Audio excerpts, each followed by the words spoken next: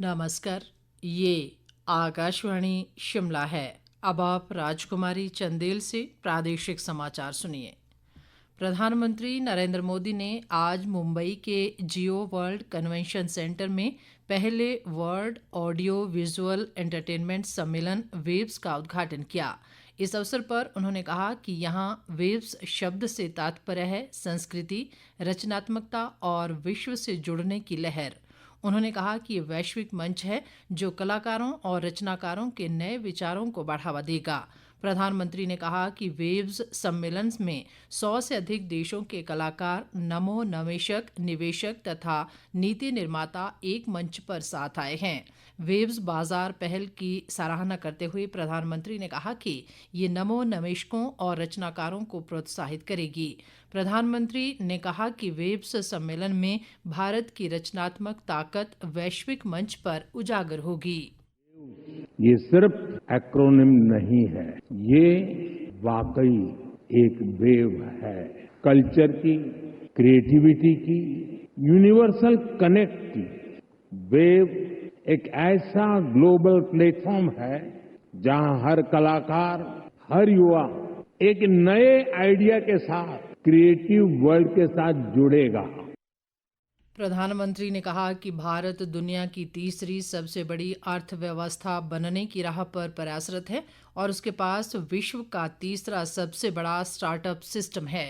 आज भारत दुनिया की थर्ड लार्जेस्ट इकोनॉमी बनने की तरफ तेजी से आगे बढ़ रहा है।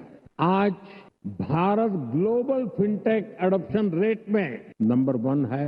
दुनिया का तीसरे सबसे बड़ा स्टार्टअप इकोसिस्टम भारत में है। विकसित भारत की हमारी जर्नी तो अभी शुरू हुई है। भारत बिलियन प्लस आबादी के साथ साथ बिलियन प्लस स्टोरीज का भी देश है। मुख्यमंत्री सुखविंदर सिंह सुक्खू ने आज शिमला के चमियाना में अटल सुपर स्पेशलिटी आयुर्विज्ञान संस्थान में आंतरिक रोगी विभाग का शुभारंभ किया। इस अवसर पर उन्होंने कहा कि अस्पताल में निर्माण कार्यों के लिए 23 करोड़ रुपए स्वीकृत किए गए हैं और यहां अत्याधुनिक तकनीक का इस्तेमाल किया जाएगा। मुख्यमंत्री ने कहा कि अस्पताल में MRI की अत्याधुनिक मशीन भी लगाई जा रही है। सुखविंदर सिंह सुक्खू ने कहा कि प्रदेश सरकार स्वास्थ्य क्षेत्र पर विशेष ध्यान दे रही है और इस बार स्वास्थ्य सुविधाओं को सुदृढ़ करने के लिए 200 करोड़ रुपए खर्च किए जा रहे हैं।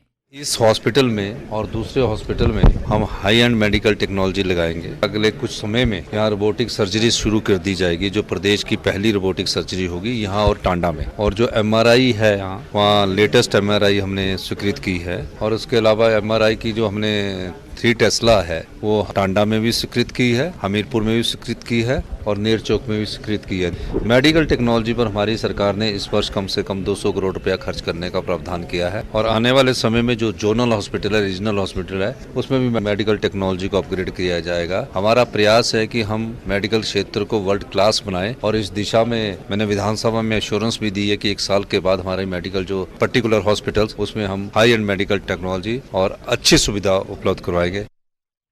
मुख्यमंत्री ने स्वास्थ्य विभाग के उच्च अधिकारियों के साथ बैठक भी की और जरूरी दिशा निर्देश दिए। इस मौके पर स्वास्थ्य मंत्री कर्नल धनीराम शांडिल और ग्रामीण विकास मंत्री अनिरुद्ध सिंह भी मुख्यमंत्री के साथ मौजूद रहे। आज विश्व श्रमिक दिवस है। श्रमिक आंदोलनों और विभिन्न देशों की अर्थव्यवस्था में कामगारों के योगदान को रेखांकित करने के लिए प्रत्येक वर्ष 1 मई को श्रमिक दिवस मनाया जाता है। इसे मई दिवस के रूप में भी जाना जाता है। श्रमिक दिवस के अवसर पर प्रदेश में अनेक कार्यक्रम आयोजित किए गए। श्रमिक दिवस पर किन्नौर जिला के रिकांगपिओ में आयोजित जिला स्तरीय कार्यक्रम में राजस्व व जनजातीय विकास मंत्री जगत सिंह नेगी ने बतौर मुख्य अतिथि शिरकत की। इस अवसर पर उन्होंने कहा कि ये दिन मजदूरों को संगठित कर आपसी एकता मजबूत करने और श्रमिकों को उनके अधिकारों के प्रति जागरूक करने के उद्देश्य से मनाया जाता है। जगत सिंह नेगी ने कहा कि वर्तमान राज्य सरकार श्रमिकों व मजदूरों के कल्याण के लिए प्रतिबद्ध है और मजदूरों के उत्थान के लिए लगातार कार्य कर रही है। शिक्षा मंत्री रोहित ठाकुर ने आज शिमला जिला के कोटखाई उपमंडल की महासू पंचायत के शवाला गांव के लिए नवनिर्मित संपर्क मार्ग का लोकार्पण किया। इस अवसर पर उन्होंने कहा कि इस संपर्क सड़क से स्थानीय लोगों की लगभग 2 दशक से लंबित मांग पूरी हुई है। इसके साथ ही ये समाचार बुलेटिन समाप्त हुआ।